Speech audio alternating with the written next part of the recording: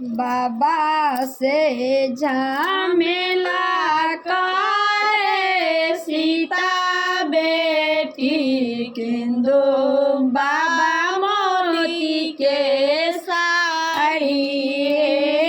बाबा से झमेला करे सीता बेटी किंदु बाबा मोती के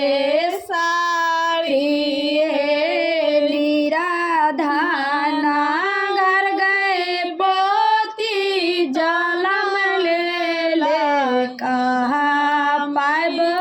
मोती के साड़ी है नीरा धाना घर गए पोती जलम ले ले कहा पाइब मोती के साड़ी बाचनिया सुनल राम जी दुल्हा चालो धानी मेरो संगा है याता बे बाचनिया सुनल राम जी दुल्हा चालो धानी मेरो साथ है अपना लागी ले मैदानी धुआ धोती आहूँ ले मोती के साड़ी है अपना लागी ले मैदानी धुआ धोती तोरो ले मोती के साड़ी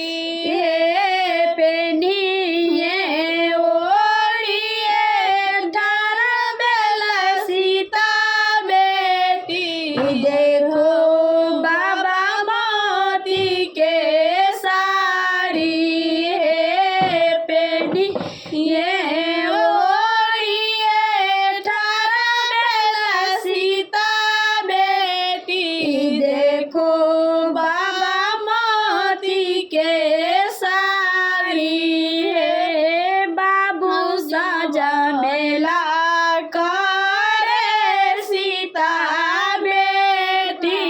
किंदु बाबा मोती के साड़ी है बाबू से झमेला करे सीता बेटी किंदु बाबा मोती के साड़ी है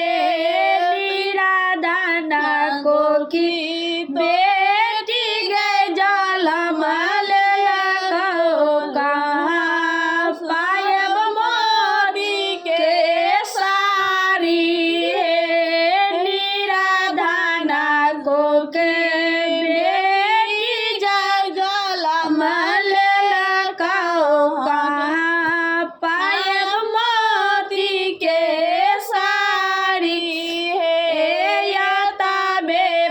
चनिया